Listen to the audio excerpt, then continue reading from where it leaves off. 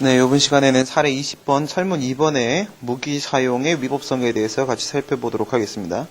지난 시간에 참조조문을 우리가 불심 검문과 관련돼서 경직법 제3조까지만 확인을 했었고요. 그 밑에 10조의 4부터 다시 참조조문도 확인을 하도록 하겠고요.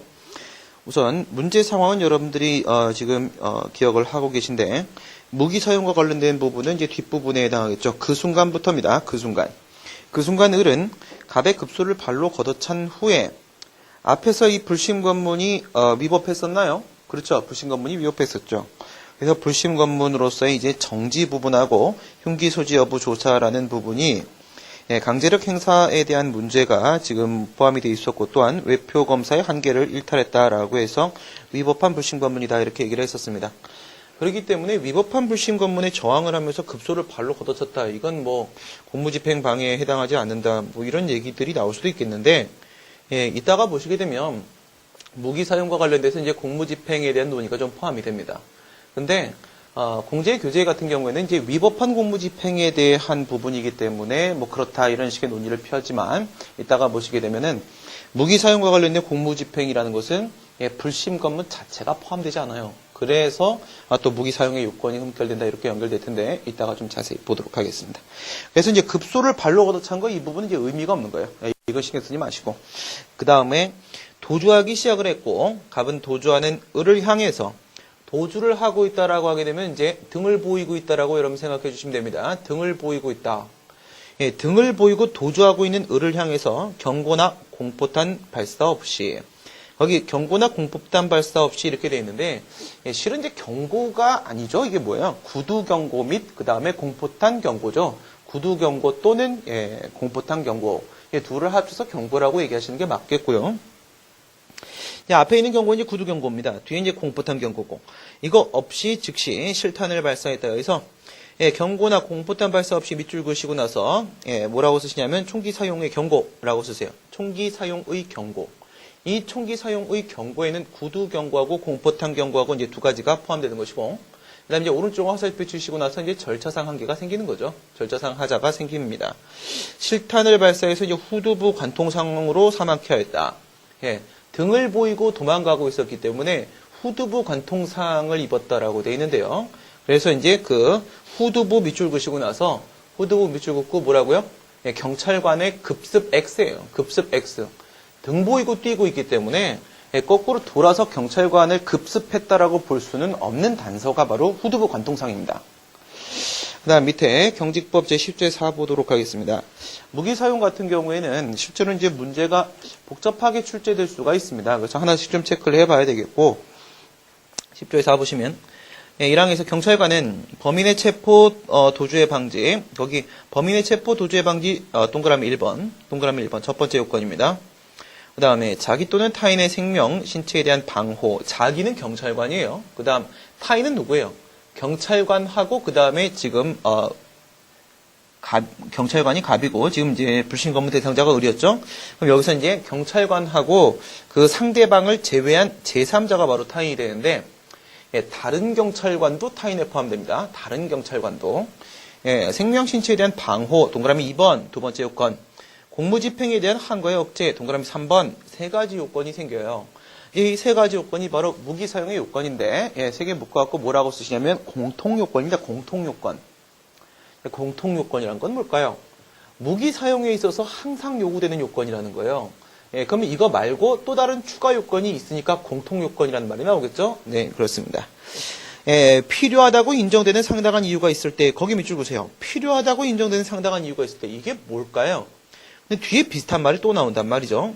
그 사태를 합리적으로 판단해서 필요한 한도 내 밑줄 그어보세요. 앞에서 필요하다고 인정되는 상당한 이유하고 뒤에서 필요한 한도 내에서의 필요하고, 이건 무슨 차이가 있을까요? 필요하다고 인정되는 상당한 이유, 필요하다고 인정. 이거는 바로 뭐냐면 보충성 원칙입니다. 보충성 원칙. 괄호 열고 이렇게 써놓으세요. 최후적 수단. 즉 무엇을 말하는 거냐면 가스총이나 뭐 아니면 경찰봉 이와 같은 다른 수단은 없다 이거예요. 최후적 수단으로서 무기를 사용할 수밖에 없는 상황이다 이겁니다. 보충성 원칙에 대한 규정이 바로 앞에 것이고, 그다음에 뒤에서 이제 필요한 한도, 이건 뭐예요? 이거 필요성 원칙입니다. 필요성 원칙. 예, 화살표 당겨서 필요성이라고 써놓으시고 나서 괄호 열고 뭡니까? 경찰 비례 원칙이야. 비례 원칙. 이 비례 원칙이라는 것은 여러분들이 평소에 비례 원칙 논의할 때 이렇게 얘기하죠. 뭐 행정, 지도 등의 다른 방법이 없다. 이런 걸 비례 원칙으로 논의를 해요. 그렇죠? 근데 지금 여기서는 보충성 원칙도 중요한 것이기 때문에 어떻게 보시냐면 다른 방법이 없다는 예, 보충성 원칙으로 처리하시고 그다음 이제 무기 사용을 해야 되는 상황까지 들어왔어요. 그러니까 최후적 수단으로서 무기 사용해야 되는 상황은 맞다 이거예요. 이 상황 하에서 무기 사용을 어떻게 뭐 예를 들어서 후두부를 향해서 쏜다 아니면 대퇴부를 향해서 쏜다 이런 범위 무기 사용 안에 있어서의 비례 논의가 지금 여기서 예, 필요한 한도 내가 되는 겁니다. 다른 방법에 대한 문제는 뭐로 처리한다고요? 보충성 원칙 앞에 있는 거예요. 예, 필요하다고 인정되는 이 부분이고 무기 사용 안으로 들어오면 그 다음 안에서는요 예, 필요한 한도 내 비례성, 필요성 원칙으로 처리가 되고 둘 다를 요구하게 되는데 이게 여기서 보충성 원칙하고 비례성 원칙 써놓으셨죠? 예, 그거 이제 화살표 두 개를 묶어버리세요. 묶으신 다음에 뭐라고 하냐면 무기 사용의 예, 실체법상 한계입니다. 실체법상 한계. 무기 사용의 실체법상 한계. 그러니까 무기 사용의 요건이 있고 무기 사용의 한계가 있고 이렇게 있다 이겁니다. 우리 이제 경찰권 발동의 요건, 경찰권 발동의 한계 이렇게 얘기하듯이 여기도 무기 사용의 요건이 있고 무기 사용의 한계가 있고 여기서 그 중에서 실체법상 한계. 필요한 한도에 무기를 사용할 수 있다 당연히 가능 규정이고요. 네, 그 다음에 다만 형법에 규정한 단서 규정 보시면 정당방위나 긴급피난 정당방위 동그라미 1번 긴급피난 동그라미 2번 해당하는 때 그 다음에 다음 각호 1에 해당하는 때를 제외하고는 예, 사람에게 위해를 주어서는 아니 된다. 여기서 사람에게 위해를 주어서는 아니 된다 밑줄 그시고 나서요. 예, 무기 사용의 원칙이에요. 무기 사용의 원칙. 원칙이 뭐라는 겁니까? 위해를 주지 않는 것이 원칙이라는 거예요. 그렇죠? 그래서 무기 사용의 원칙하고 괄호 열고 뭐라고 쓰시냐면 위해를 수반하지 않는 무기 사용. 위해를 수반하지 않는 무기 사용이 바로 무기 사용의 원칙이에요. 그럼 예외가 뭐예요? 예외가 바로 위해를 수반하는 무기 사용. 이게 예외가 되는 겁니다. 그 다음 페이지 넘겨보시게 되면 지금 여기서 앞에서 이제 앞에 단서하고 들어왔죠? 네, 앞에가 여기죠. 그죠? 단서에 보시게 되면 정당방위 긴급피난 여기서 동그라미 1번 동그라미 2번 이렇게 잡아놨으니까 여기 이 페이지에 제1, 제2, 제3, 제4호에다가 동그라미 3, 동그라미 4, 동그라미 5, 동그라미 6 이렇게 하시면 되겠죠. 이게 바로 뭐냐면 위해를 수반하는 무기 사용을 할 수 있는 경우예요. 그렇죠? 이거 6개를 제외한 나머지는 위해를 수반하지 않는 무기 사용만 해야 된다 이거죠. 그 다음 제1호 보시게 되면 사형 무기 또는 장기 3년 이상의 징역이나 금고에 해당하는 죄를 범하거나 범하였다고 의심할 만한 충분한 이유가 있는 자. 거기다 이제 중범죄인 이렇게 써놓으세요. 중범죄인 경찰관의 직무집행에 대해서 항거하거나 도주하려고 할 때 이자가 이와 같이 항거하거나 도주하려고 할 때 또는 제3자가 그를 도주시키려고 경찰관에게 항거할 때 이를 방지 또는 체포하기 위해서 무기를 사용하지 여기서부터 밑줄 그으세요.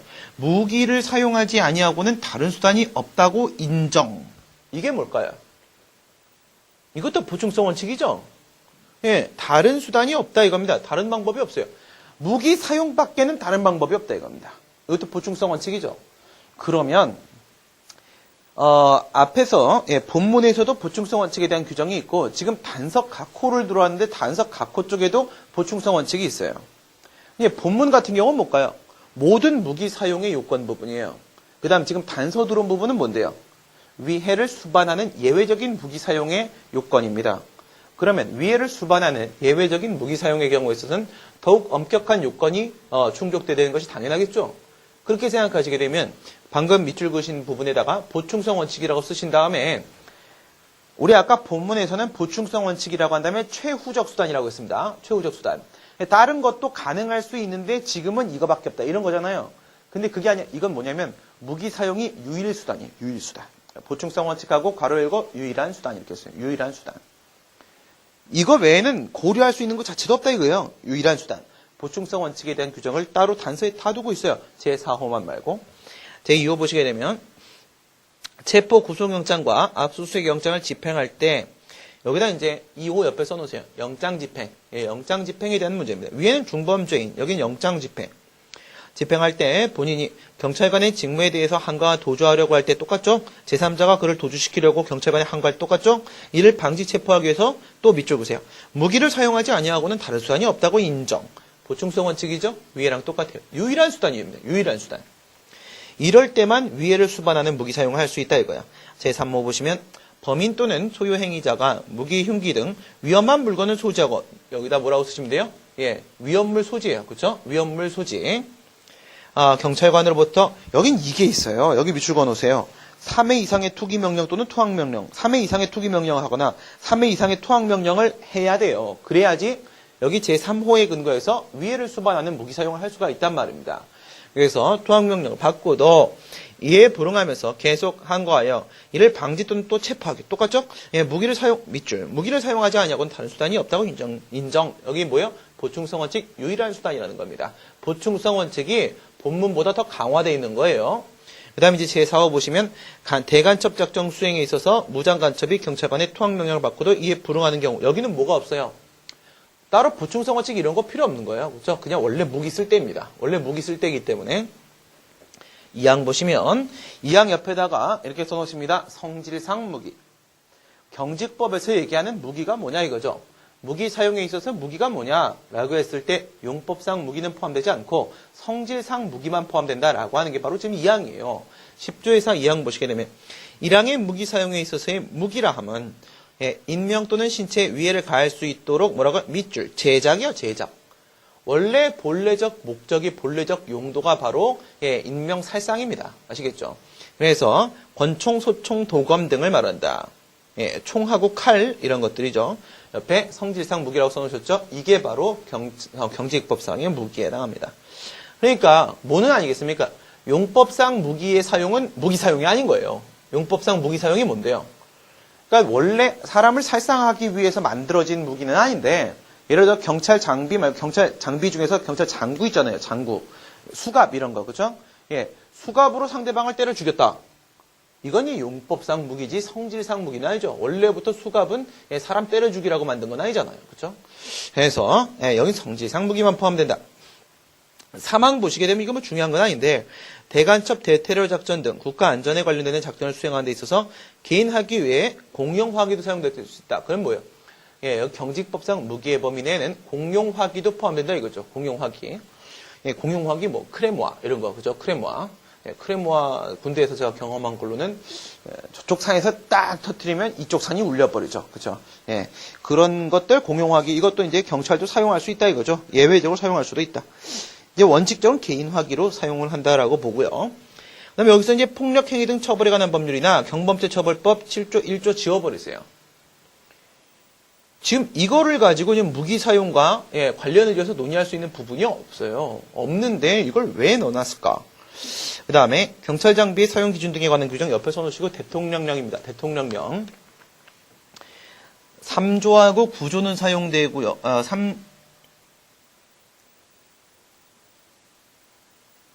3조하고 9조 사용되고 10조는 사용 안 돼요. 10조까지 한번 보도록 할게요. 3조 보시게 되면 경찰 장비는 통상의 용법에 따라 이게 무슨 뜻이에요? 위에서 무기라는 경찰 장비를 고려한다면 그때 무기는 바로 통상의 용법에 따라서 사람을 살상하는 성질상 무기다라고 볼 수 있는 근거 될 수도 있고 필요 최소한의 범위 내에서 이를 사용해야 된다. 이건 비례 원칙이죠.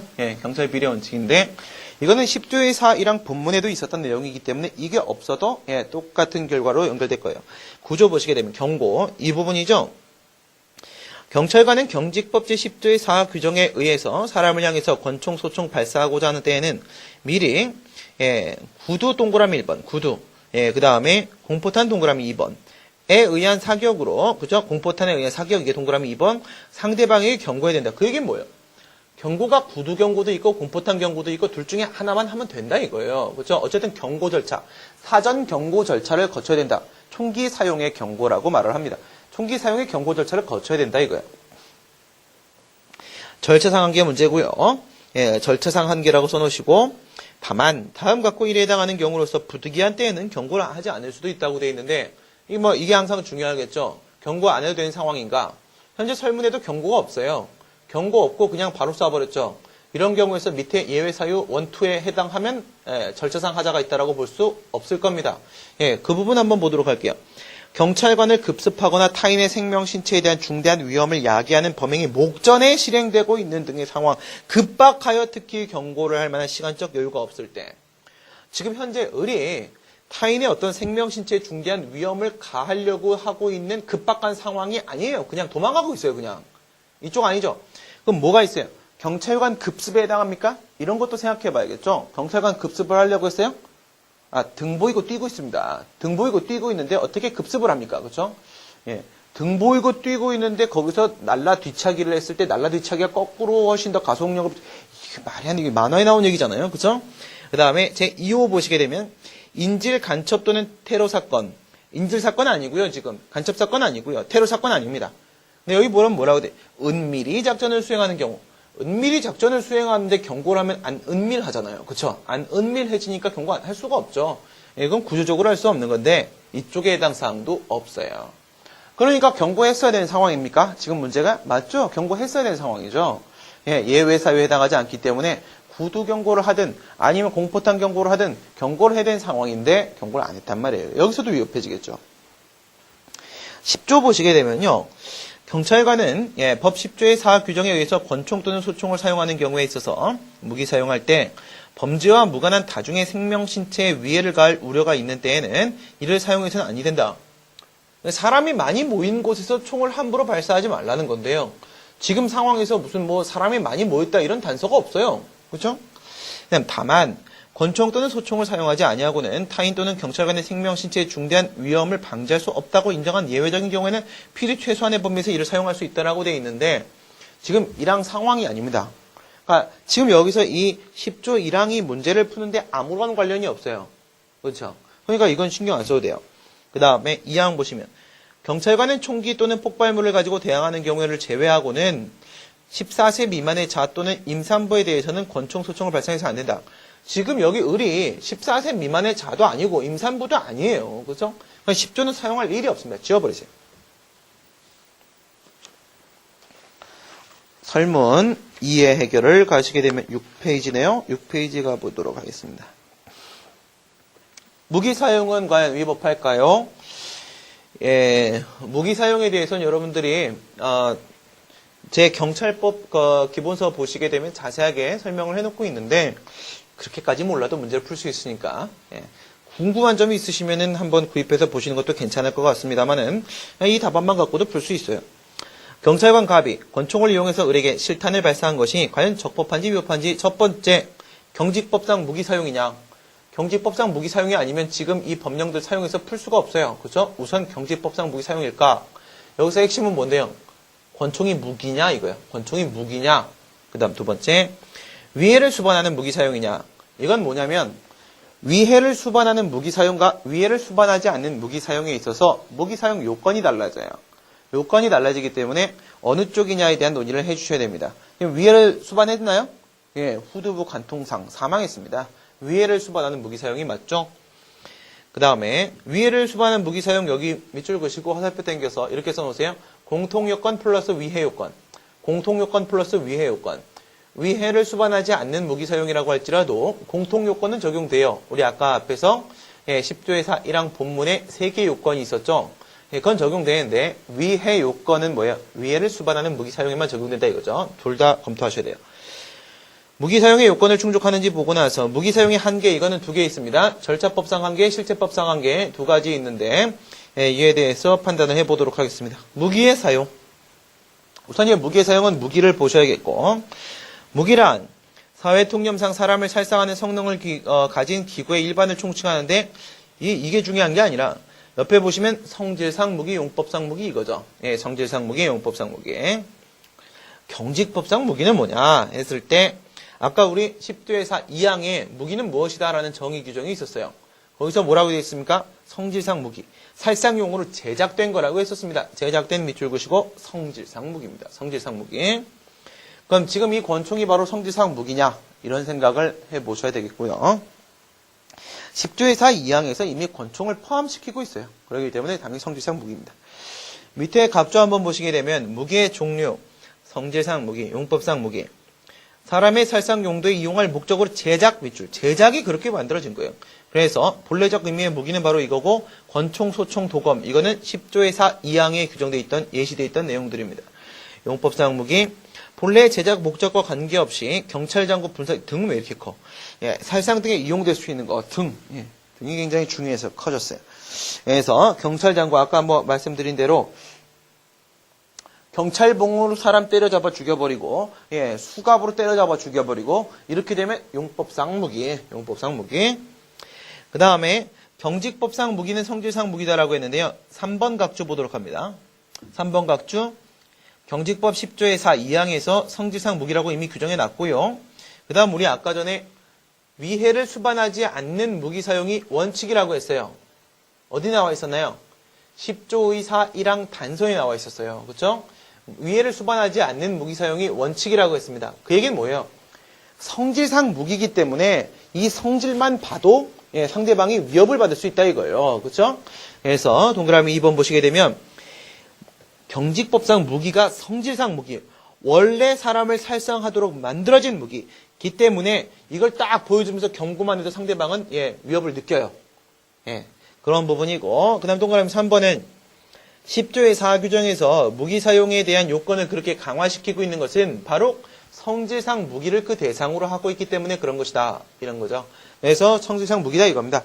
무기 사용 보시게 되면 범인의 체포 도주 방지, 자기 또는 타인의 생명 신체 방호, 공무집행에 대한 항거 억제 이건 뭐입니까? 공통 요건이었었어요. 공통 요건. 예, 이렇게 해서 실력 행사는 최종적 비상 수단이다. 이게 이제 무기 사용이다 이거고요. 무기 사용. 무기 사용의 종류 2개 있다라고 했고요. 위해 수반하지 않는 거 이게 원칙, 예외가 위해를 수반하는 거. 사안의 경우 보도록 합니다. 권총은 10조의 4 2항에 나와 있는 바로 그 무기가 맞아요. 그렇죠? 두 번째 줄의 밑줄 성질상 무기. 따라서 무기 사용에 해당한다. 그 중에서도 뭐에 해당한다? 위해를 수반하는 무기 사용. 여기에 해당한다 이거죠. 그 다음에 무기 사용의 요건을 보도록 하겠습니다. 이게 굉장히 중요한데요. 무기 사용의 원칙 보시게 되면 예, 무기 사용의 원칙. 무기 사용은 사람의 생명, 신체에 대한 직접적 침해를 가하는지 여부에 따라서 직접적 침해를 가하면 위해를 수반하는 거고 직접적 침해를 가하지 않으면 위해를 수반하지 않는 거고 따라서 위해를 수반하지 않는 무기 사용과 위해를 수반하는 무기 사용과 두 개로 구분된다. 앞에 게 원칙, 뒤에 게 예외. 경찰관의 전형적인 무기 사용은 예, 단순한 보조수단으로서 위해를 수반하지 않는 무기 사용의 원칙 밑줄 단순한 보조수단 오른쪽에 원칙. 이게 원칙이에요. 예, 그 다음에 일정한 경우 예외적으로 위해를 주는 무기 사용도 할 수가 있다. 이렇게 돼 있죠. 밑에 각주 갖고 한번 보도록 하겠습니다. 4번 각주 한번 보시게 되면요. 우선 무기 사용에 대한 무기 사용하고 무기 사용이 아닌 경우 신체에 대한 직접적 위해를 가하는 행위로서 사람을 향해서 총기를 발사하는 것, 도검을 사용하는 것 무기 사용이겠습니까? 이건 당연히 무기 사용이죠. 다음 두 번째 보시면 무기의 성질상 무기라고 했어요. 그래서 무기의 성질에 따른 효과를 발생시키는 거. 그래서 도주 차량 타이어에 총기 발사하는 거 이것도 무기 사용이에요? 무기 사용이죠. 그렇죠? 이거는 이제 도주 차량이니까 이건 위해를 수반하는 또 무기 사용이에요. 그 중에서도 상대방의 경고 내지 위협 행위를 하는 것, 총기를 겨냥하고 공중을 향해 공포탄 발사하는 거 이것도 무기 사용이에요? 이것도 무기 사용이 맞다 이거예요. 그런데 이제 공포탄 발사 이거는 위해를 수반하지 않는 무기 사용이죠. 총기 겨냥 이것도 예, 위해를 수반하지 않는 무기 사용이죠. 예, 위에 건 이제 위해를 수반하는 무기 사용. 2번, 3번은 위해를 수반하지 않는 무기 사용. 어쨌든 무기 사용. 무기 사용이 아닌 것. 무기를 소지하고 있는 거. 이건 무기 사용이 아니죠. 그렇죠? 권총을 차고 있다. 총집에서 발총. 예. 이건 무기를 사용한 게 아니에요. 그렇죠? 그다음에 개머리판을 이용한 가격. 이건 이제 통상의 용법에 따라 사용한 게 아니기 때문에 무기 사용이 아니에요. 이건 뭐 이렇게 예, 그렇죠? 네. 이렇게 하시는 거고. 그다음에 위해를 수반하지 않는 무기 사용 보도록 합니다. 광견을 향해서 총기 발사, 이건 즉시강제죠. 그렇죠? 원래 이제 무기 사용 자체가 즉시강제고, 우리가 이제 즉시강제 광견 이렇게 나오게 되면 뭘 관련돼서 우리가 광견 얘기하죠? 목전에 닥친 급박한 위해 쪽 아니고요. 그렇죠? 예, 성질상 사전에 의무 부과할 수 없는 경우 아니고요. 광견이라고 하게 되면 예, 사전에 의무 부과할 시간적 여유가 없을 때 이쪽 처리해서 즉시강제 광견 향해서 총기 발사 얘기합니다. 그 다음에 경고 목적으로 총기를 겨냥하는 것, 무기 사용은 위에서 방금 맞다고 했어요. 근데 위해를 수반하지 않았죠. 아무도 탑승하지 않은 은행 강도의 도주 차량. 그러니까 은행 강도가 은행 안에 있어요. 은행 건물 안에 있는데 얘가 나와서 도주할지도 모르니까 그 차량에 타이어 다 빵꾸 내버리는 거. 이거는 뭐야? 위해를 수반하지 않고 있어요. 그렇죠? 차량만 빵꾸 내는 거예요. 그런데 밑에 위해를 수반하는 경우 보세요. 위협 사격. 위해를 수반합니다. 왜 그렇죠? 제3자 등이 다칠 수도 있어요. 다칠 수도 있고 사람이 탑승한 은행 강도의 도주 차량의 타이어 총기 발사 다칠 수 있어요. 검문 불응의 도주 차량에 대해서 실탄 사격 다칠 수 있습니다. 이런 것들은 위해를 수반하는 무기 사용입니다. 그래서 위해를 수반하는 무기 사용은 뭐가 추가된다고 했습니까? 무기 사용의 요건에서 공통 요건 말고 위해 요건도 함께 충족해야지만 가능하다라고 말씀드렸습니다. 그래서 무기 사용에 대해서 우리가 잠깐 살펴봤고요. 판례 보도록 하겠습니다. 경찰관은 범인의 체포, 도주 방지, 자기 또는 타인의 생명, 신체에 대한 방호, 공무집행 이거는 공통 요건이고요.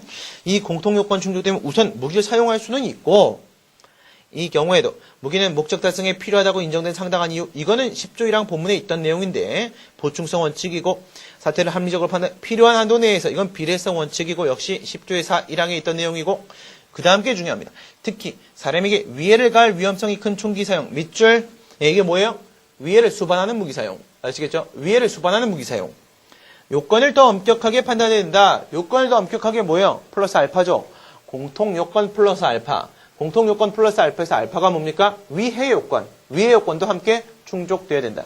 더 엄격하게 보자 이겁니다. 그래서 이제 이 무기 사용의 요건 쪽에서 이 판례를 던진 거예요. 왜? 공통 요건 말고 어떨 때는 앞에 부분이 뭐예요? 앞에 부분이 판례 앞에 부분이 공통 요건. 뒤에서 더 엄격해야 된다. 이게 바로 위해 요건. 무기 사용의 요건에 대해 판시한 게 맞죠? 네. 그다음에 공통 요건 보도록 하면 우리 아까 봤던 그 세 가지가 있고요. 본문에 있었습니다. 네, 이 공통요건은 어디 밑줄 모두 적용.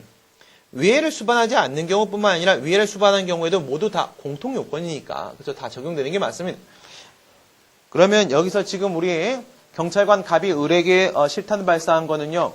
위해를 수반합니까? 위해를 수반하지 않습니까? 위해를 수반하죠. 위해를 수반하면 공통요건, 위해 요건 다 충족해야 되죠. 지금 봤던 공통요건 논의해야 됩니까? 해야 되죠. 그죠? 해야 됩니다. 그 다음에 위해 요건 보도록 합니다. 이제 이거는 10조의 4 1항 단서에 나와 있었던 거죠. 6개 있었어요. 예, 정당방위 긴급피난은 단서에 있었고, 다음 각호에서 3, 4, 5, 6 이렇게 4개가 있었습니다. 총 6개 잡았었고요.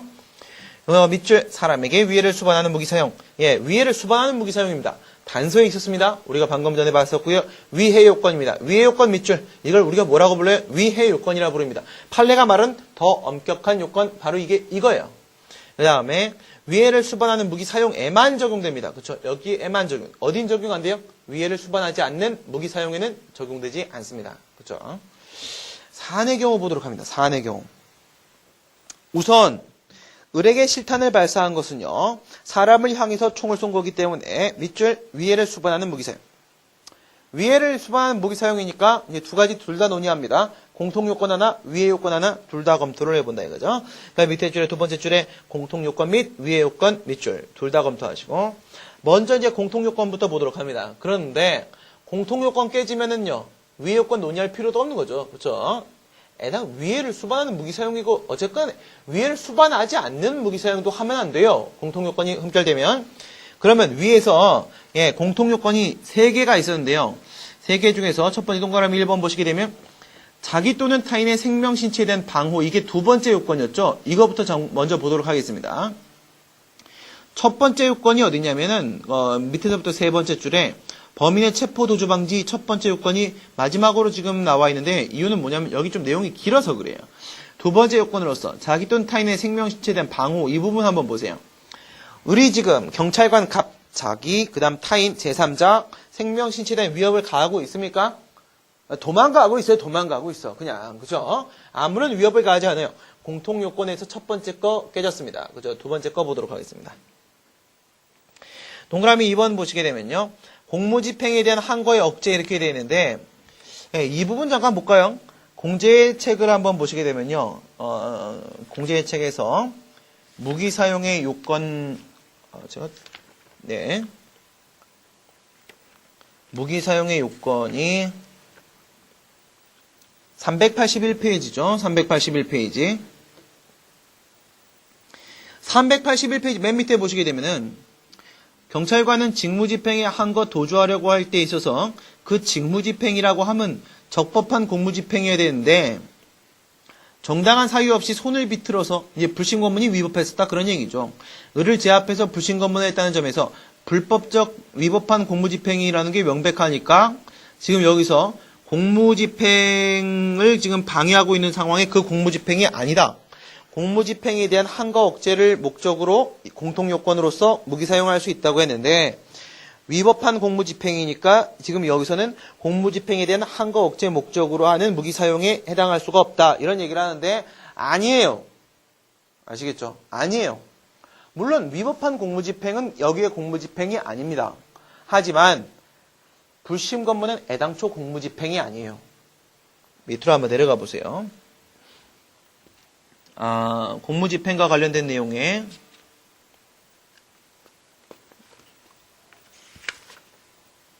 제 각주 처리를 안 하고 위에 본문 처리를 했나 보네요. 네. 거의 처리되네요. 동그라미 2번 보시게 되면 공무집행의 범위 내에는 상대방의 임의적 협력을 전제로 하는 불심검문은 공무집행 자체가 아닙니다. 여기서 공무집행에 대한 한거를 한다라고 했는데 불심검문은 임의적 협력을 전제로 하는 것이기 때문에 한거가 존재할 수가 없어요. 상대방이 동의를 구해서 불신검문을 하고 있는데 무슨 한거가 있을 수 있겠습니까? 그죠? 그래서 불신검문은 여기서 공무집행에 대한 한거 억제에서 공무집행 자체가 아닙니다. 자체가 아니기 때문에 위법한 공무집행이냐 아니냐에 대한 문제 거기까지 단계가 넘어가지도 않습니다. 아시겠죠? 그래서 불심검문은 공무집행이 아니어서 공무집행에 대한 한거 억제 요건 해당 사항이 없다. 이렇게 처리되는 거예요. 그 다음 이제 세 번째 보시게 되면 범인의 체포 도주 방지라고 되어 있는데요. 밑에 범인 한번 보세요. 7번 각주 범인 보시면 여기서 범인이라고 하는 것은 범죄 행위를 한 자뿐만 아니라 범죄 혐의가 있는 자까지 포함이 돼요. 근데 유죄 선고를 받은 자, 재판이 진행 중인 피고인, 피의자 밑줄 그어놓으세요. 피의자. 여기까지 포함이 된단 말이에요. 근데 우리 앞에서 불신검문 얘기할 때 뭐라고 했습니까? 불신검문 얘기했을 때 범죄 혐의자, 피의자에 대한 불신검문이 하나가 있고 그 다음 증인, 참고인에 대한 불신검문이 하나 있고 두 개가 있었어요. 지금 여기서 경찰관 갑이 을에 대해서 불신검문을 할 때 참고인 때문에 불신검문을 했습니까? 그게 아니죠. 얘 옷 속에 불 튀어나온 게 있었어요. 그 흉기를 가지고 있는 것이 아닐까 라고 생각이 들어서 범죄 혐의자라는 측면에서 불신검문을 했었습니다. 근데 지금 여기 범인 안에 뭐가 포함돼요? 범죄 혐의자가 포함되죠. 여기서는 문제가 없다 이거예요. 그래서 다시 돌아가 보시게 되면은 범인의 체포 도주의 방지 부분에서 범인에는 해당 사항이 맞다 이겁니다. 그런데 여기서 체포 도주 방지라고 했을 때 이 도주라는 게 체포됐다가 도주를 하거나 체포하려고 할 때 도주라는 상황을 말하는 건데 지금은 무슨 도주예요? 불심검문 도주예요. 체포와 관련된 도주 문제가 아니라는 거예요. 지금 여기서 얘기하는 범인의 체포 도주의 그 도주가 아니에요. 그 도주가 아니기 때문에 여기서 공통요건의 세 번째 범인의 체포 도주에서 도주 X 치세요. 도주가 깨져서 결국 공통요건은 모두 다 해당 사항이 없습니다. 그럼 위의 요건이 충족되는지에 대한 판단을 해보기도 전에 공통요건이 깨졌으니까 현재 무기 사용하면 안 돼요. 무기 사용의 요건이 흠결됩니다. 근데 위의 요건도 한번 들어가 볼까요? 그럼 위에서 8페이지 맨 위에 보시면 위의 요건 있죠. 정당방위인가요? 그런 문제 없어요. 긴급피난인가요? 그런 문제 없어요. 중범죄 혐의자입니까? 그런 문제 없어요. 영장 집행하고 있습니까? 그런 문제 없어요. 위험한 물건을 소지한 법인, 요건 좀 될지도 모르겠네요. 잠시 놔두고. 대간첩 작전 수행입니까? 그런 거 없어요. 그러면 5번과 관련돼서 한번 생각을 해볼까요? 본문에선 제가 위의 요건에 해당하지 않으면 물론이다라고 했는데 밑에 각주 한번 보세요. 위험한 물건을 소지한 범인, 물론 이거 위의 요건이기 때문에 이걸 충족한다고 하더라도 공통요건이 다 깨졌으니까 무기 사용의 요건은 흠결된 게 맞아요. 근데 위의 요건 하면 그냥 한번 보자 이거죠. 위험한 물건을 소지한 범인에 해당한다는 의문이 들 수도 있지만 아까 여기 뭐 있었습니까? 투기명령, 투항명령 3회 이상 이거 있어야 된다고 했어요. 그러니까 투기명령, 투항명령 한 적 없단 말이지. 그러면 위의 요건 중에 여기에도 해당하지 않아요. 5번째 위의 요건도 충족 안 돼요. 그러면 어떻게 생각하세요? 공통요건 3개 아무것도 해당 사항 없어요. 그렇죠? 그 다음에 위의 요건 6개 아무것도 해당 사항 없어요. 그냥 물론 공통요건 깨졌으니까 다 끝난 거예요. 다 끝났고 무기 사용의 요건 흠결에 따라 위법한 무기 사용이다라고 볼 수가 있다 이겁니다. 그렇죠? 그래서 우선 지금 이 무기 사용은 위협해진 게 맞습니다. 위협해진 게 맞고 그러면 이제 무기 사용의 한계 논의 안 하실 거예요? 배점 있을 텐데, 그쵸? 배점 있을 텐데. 그래서 그냥 해보도록 합니다. 들어가 보시게 되면, 무기 사용 요건도 깨지고, 무기 사용의 한계에서 절차법상 한계도 깨지고, 실체법상 한계도 깨지고, 다 깨집니다. 지금 이 무기 사용은 무조건 위법해요. 무기 사용의 한계 보도록 하겠습니다. 만약 요건을 충족한 경우라고 할지라도 밑줄, 무기 사용의 요건을 충족한 경우. 그러니까 무기 사용의 요건 충족했다고 해서 무기 사용할 수 있는 건 아니라는 거예요. 예, 한계까지 논의를 들어가야 된다 이건데. 예, 적법한 거라고 말하기 위해서는 밑줄, 무기 사용의 한계를 준수. 무기 사용의 한계를 준수. 밑줄 보시고 두 개 논의합니다. 첫 번째 절차법상 한계, 두 번째 실체법상 한계 순서대로 가도록 하겠습니다. 절차법상 한계, 경고 우리 아까 봤었죠? 예, 경찰 장비의 사용 기준 등에 관한 규정 제9조 본문에 있었습니다. 경고가 두 개가 있었는데 하나는 구두 경고고 하나는 공포탄 경고고 둘 중에 하나만 하면 됩니다. 근데 현재 아무것도 하지 않았어요. 그 다음 예외 사유가 있었어요. 예외 사유에 해당하면 경고 안 할 수도 있겠죠. 근데 예외 사유가 뭐가 있냐면 급습, 예, 급습. 그 다음에 두 번째 인질 간첩 테러 사건. 인질 간첩 테러 사건은 아니에요 지금. 그죠? 급습입니까? 지금 등을 보이고 도망가고 있어요. 그렇기 때문에 급습에 해당 사항이 있을 수가 없다 이겁니다. 결국 뭐야? 경고를 안 해서 위협해진다 이런 얘기 나올 수밖에 없겠죠? 다음 페이지 넘겨보시게 되면 사안의 경우 밑줄 후두부 관통상.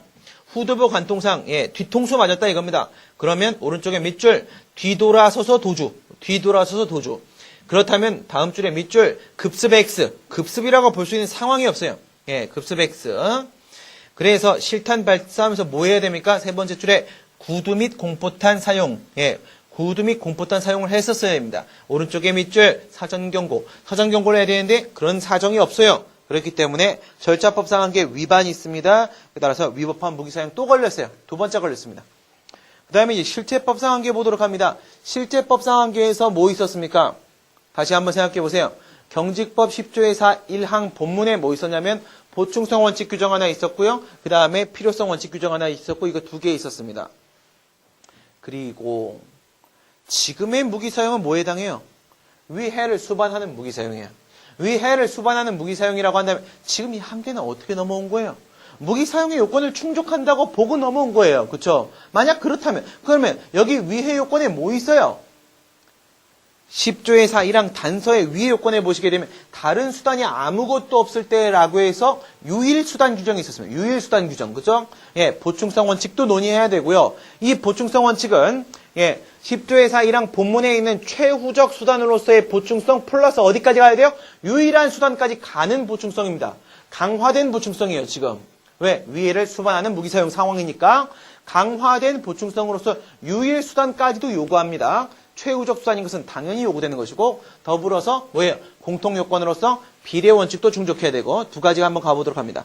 첫 번째 보충성 원칙 의의 보시게 되면 기본적인 보충성 원칙은 최우수단입니다. 우선 최우수단 밑줄 그 다음에 무기 사용 자체가 허용될 수 있는지에 대한 문제로서 밑줄 위의 요건 화살표 당기세요. 뭐가 아니라는 거예요. 지금 이 보충성 원칙은 실제법상 한계로서 논의를 하고 있지만 이게 경찰 재량의 하자 문제는 아니라는 거예요. 알겠죠? 경찰 재량의 하자 X 요건 문제라는 거면 요건 문제로서 논의되고 있는 것이다.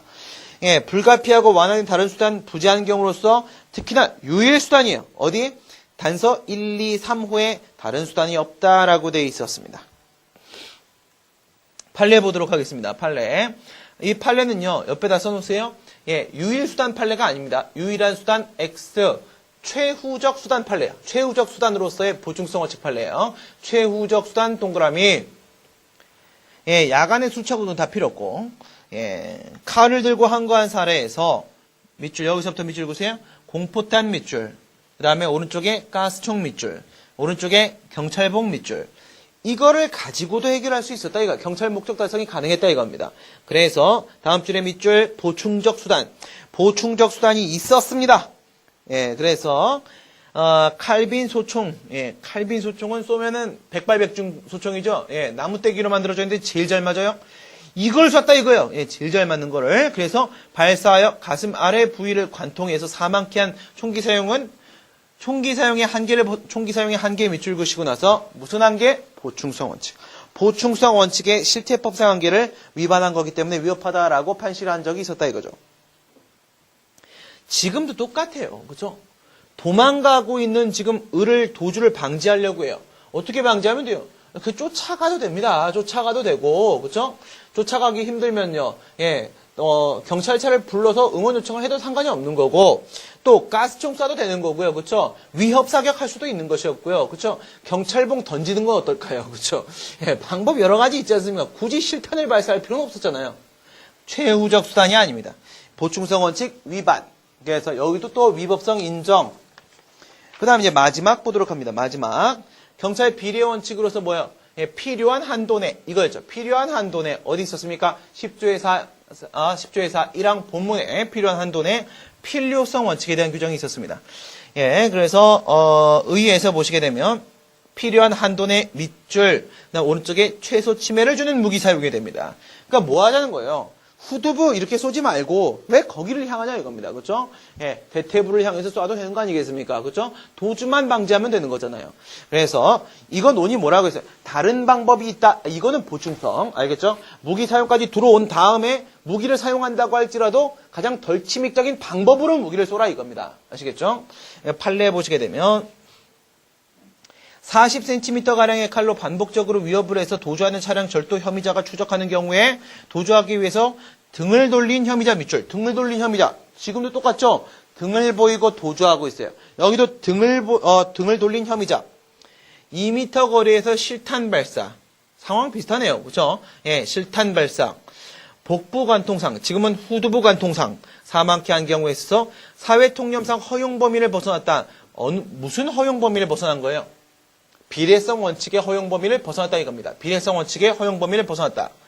그래서 사안의 경우 보시게 되면 무기 사용이 유일한 수단이라고 가정. 뭐예요? 무기 사용의 요건도 충족했다라고 우리가 가정하고 100번 양보하고 들어와 봤어요. 그렇죠? 그 다음에 여기서 우리 뭐 구두 경고나 공포탄 경고도 있었다고 치고 들어와 봅시다. 그 다음에 보충성 원칙 충족해서 다른 방법 없었다고 봅시다. 그렇다고 할지라도 즉 유일한 수단 보충성 원칙을 충족시켰다라고 하고 들어왔다고 할지라도 이겁니다. 아니 상대방이 흉기를 왜 갖고 있냐 이거예요. 40cm의 칼. 사과 깎아 먹으려고 할 수도 있는 거라고요. 그렇죠? 근데 칼을 이렇게 들고 다니기 창피하니까 이렇게 안에 넣어갖고 집에 엄마 지금 심부름에 그런 걸 수도 있는 거예요. 근데 괜히 겁나잖아 경찰관이. 예, 이거 뭐야 이렇게 하면 겁나니까 도망갈 수도 있는 거예요. 목적이 뭔지도 모르는 상태에서 총부터 발사하냐 이거죠. 그렇죠? 예, 그것도 알 수가 없는 상황이고 이건 이제 상당성 원칙에서 이익 형량에 걸릴 수 있는 부분이고요. 후두부를 향해 실탄을 발사해 사망케 한 최소 침해 원칙 뭐라고요? 대퇴부견양 밑줄구죠. 대퇴부견양. 진짜 얘가 어떤 범죄를 행하려고 하고 있었다라고 할지라도 도주만 방지하면 되는 거 아니겠습니까? 그렇죠? 따라서 대퇴부 그렇다면은 여기서 이제 비례원칙 위반일 수도 있다. 비례원칙 위반 다 걸립니다 지금. 그렇죠? 결론 내리게 되면 첫 번째 이 권총이라는 것은요 경직법 10조 의사 2항에 해당하는 성질상 무기로서 경직법상 무기가 맞고요. 따라서 경직법상 10조의 4에 해당하는 무기의 사용이 맞습니다. 무기의 사용이 맞는데 그럼 공통요건과 위의 요건을 모두 충족해야지만 가능한데 심지어 공통요건도 충족이 안 되고요. 절차법상 한계로서 어떠한 경고행위도 하지 않았습니다. 예외사유 해당 사항도 없으면서 보충성 원칙도 비례원칙도 다 위반됐기 때문에 이것은 무조건 위법한 무기 사용이다. 이런 결론으로 끝날 수밖에 없겠네요. 거기 밑에 11번 각주에 보시게 되면 이건 뭘 말하는 거냐면 앞에서 보충성 원칙 이거는 뭐랑 관련돼서 위해 요건과 관련 요건 문제라는데 여기서 비례 원칙에 대한 문제는 요건 문제가 아니라 뭘로 검토하는 것이다. 경찰 비례 원칙. 경찰 비례 원칙 그래서 경찰 재량의 하자와 관련돼서 판단해보는 위법성 논의였다라는 거를 여러분들이 좀 알아두시면 좋겠다 이겁니다.